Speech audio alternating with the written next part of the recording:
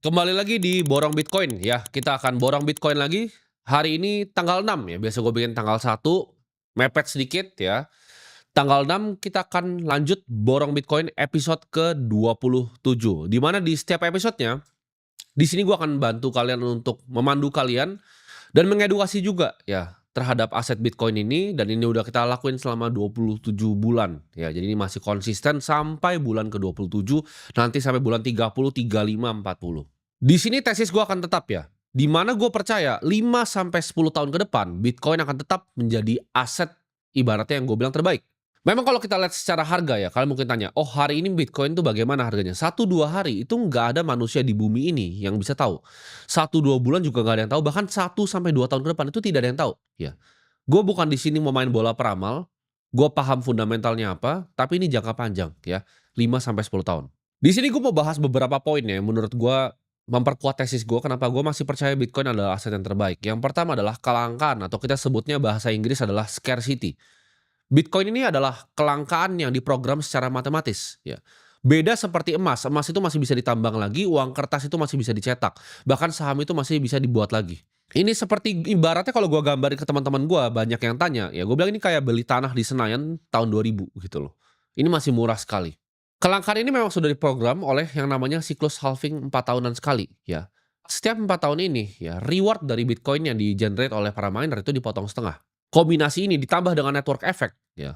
Jadi Bitcoin tuh makin banyak yang pakai, makin kuat networknya. Makin banyak yang pakai, makin banyak orang yang running node-nya juga. Makin banyak orang yang pakai, makin banyak miner yang bermunculan.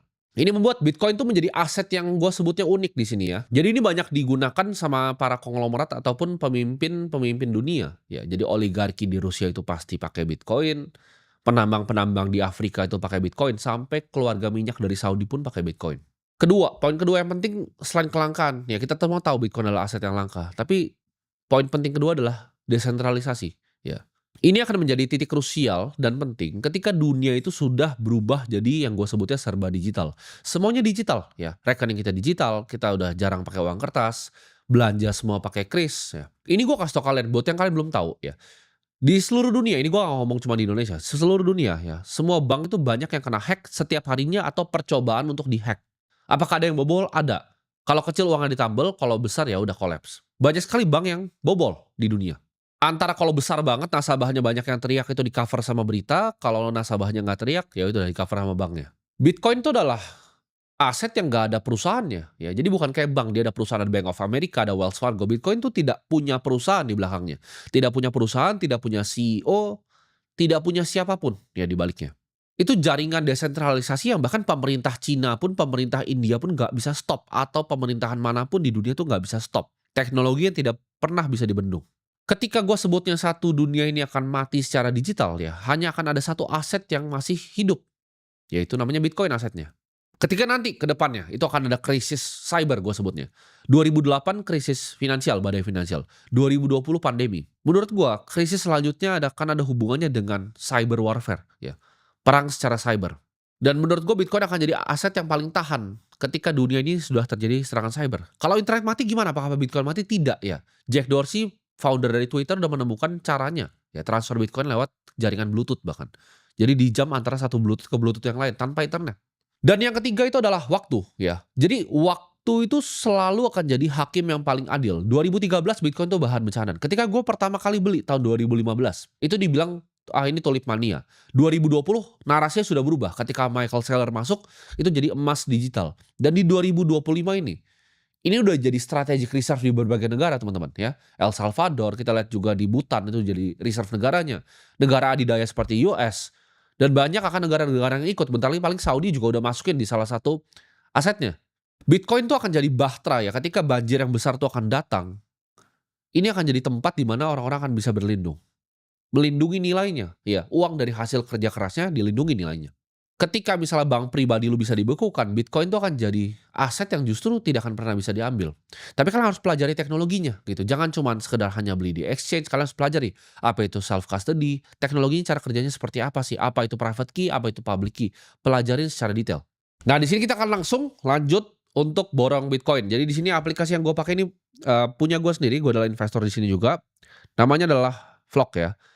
Jadi ini terserah teman-teman mau pakai apa, mau pakai punya gua, pakai punya teman-teman gua, ada juga misalnya contoh seperti Indodax punya Pak Oscar.